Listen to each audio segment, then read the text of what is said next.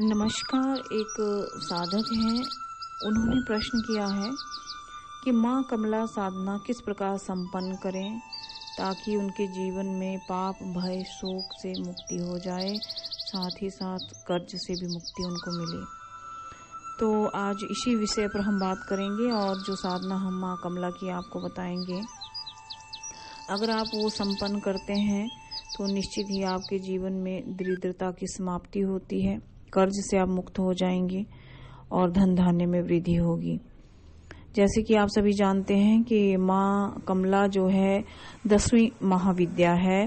भगवती कमला की जो साधना करना चाहते हैं या जो करते हैं, उनके जीवन में कर्ज, रोग, व्याधि, दरिद्रता, पाप, भय, शोक, मानसिक संताप व अकाल मृत्यु जो है कभी नहीं होते हैं और सभी इन चीजों का अंत हो जाता है। इसके बदले उसे बुद्धि, बल, तेजस्विता, कांति, आयुष, आरोग्य, दृढ़ता, धन धान्य, पुत्र पौत्र सब प्राप्त हो जाता है। अस्तु देवी कमला सर्व सुख दात्री, अर्थात माँ कमला जो है सर्व दुखों को हरने वाली और सब सुखों को देने वाली है।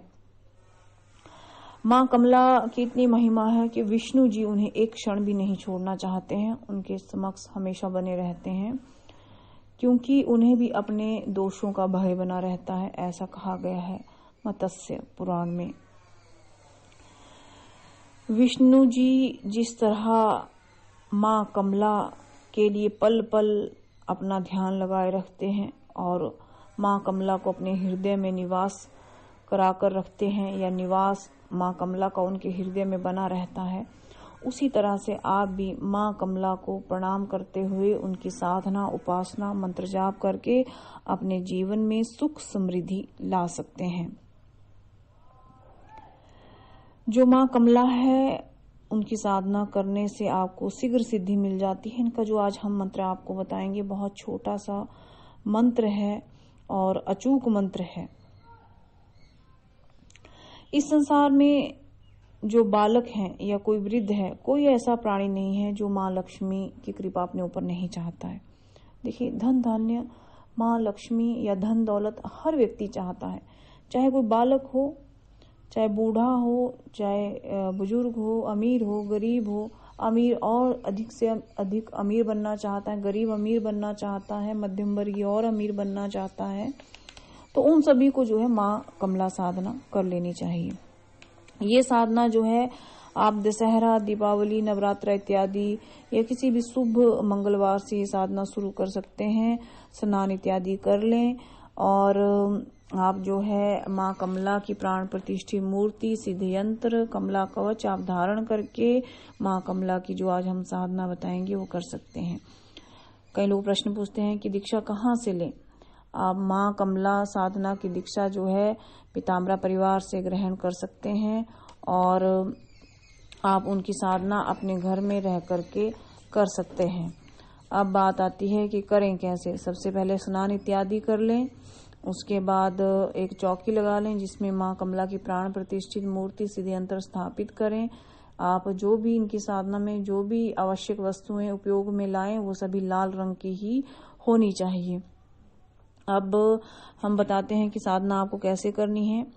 आपने विनियोग मंत्र जो आप हमसे प्राप्त करेंगे, विनियोग मंत्र से आपने विनियोग करना है। उसके बाद आपने ध्यान मंत्र पढ़ना है। आपको कवच पीताम्बरा परिवार से लिखित रूप में ले लेना चाहिए। विनियोग मंत्र, ध्यान मंत्र, कवच इत्यादि आपको सारा लिखित रूप में दे दिया जाएगा। और आपको सबसे पहले एक माला जो है गणपति जी की करनी चाहिए और उसके बाद आपको एक माला इस मंत्र की करनी चाहिए। मंत्र है ओम ऐम श्रीम ह्रीम क्लीम क्षोम जगत पृथु से नमः। इस मंत्र का आपको जप कर लेना चाहिए। अब आपको जो है 41 दिनों तक ये साधना करनी है और जो मंत्र हमने अभी आपको बताया उसके बाद आपको 108 माला इस मंत्र की करनी है। ये मूल मंत्र है। मंत्र है ओम श्रीम नमः। बहुत छोटा सा मंत्र है। 108 माला बड़े आराम से आप 1-1.5 घंटे के अंदर कर सकते हैं। एक माला को कम से कम 1 मिनट ही लगता है। ठीक है, आप 2 घंटे ले लीजिए, 2 घंटे में आपकी साधना पूरी हो जाएगी और मंत्र मैं आपको मूल मंत्र जो है फिर से रिपीट कर देती हूँ, ओम श्रीम नमः, ये मंत्र है। और इसमें आपको कमला जी का यंत्र भी स्थापित करना पड़ेगा, गुरु आज्ञा लेनी पड़ेगी, तब आप ये साधना संपन्न कर सकते हैं। जब आपकी ये साधना जो है पूरी हो जाए, आप 41 दिनों तक ये जाप यदि आप कर लेते हैं गुरु कृपा से, अंत में आप क्षमा प्रार्थना और आरती कर लीजिए, 45 मिनट का ध्यान कर लीजिए। जब ये साधना आप 41 दिनों की पूर्ण कर लेते हैं और तो आप हवन कर लीजिए, दशांश हवन कर लीजिए और उसके बाद जो है 11 कुंवारी कन्याओं को भोजन कराइए और दक्षिणा देकर विदा कीजिए। अब इस साधना में नियम क्या है? नियम वही है, ब्रह्मचर्य का पालन करना है, भूमि शयन करना है, लाल वस्त्र धारण करने हैं, मन ही मन इस मंत्र का जाप आपको करते रहना है। और जो आपका संकल्प है, मान लो आपने 41 दिनों का संकल्प लिया है तो 41 दिनों तक माला, मंत्र, स्थान इत्यादि में आपको कोई परिवर्तन नहीं करना है। हो सके तो मीठे का भोग लगाएं, भोग के रूप में आप खीर, हलवा, पूरी, बतासा, फल इत्यादि भोग में लगा सकते हैं, लेकिन केले का भोग ना लगाएं। और आप क्या कर सकते हैं, अगर ज्यादा आपसे नहीं हो पाता है, भोग का प्रबंध आप नहीं कर पाते हैं, तो एक बतासा आप डेली माँ को आप अर्पित कर सकते हैं, 2 इलायची 2 लौंग आप अर्पित कर सकते हैं। उसके बाद अगर आपको माँ कमला जी की आरती नहीं मिल पा रही है तो आप जो माँ लक्ष्मी जी की आरती है वही आप संपन्न इसमें कर सकते हैं।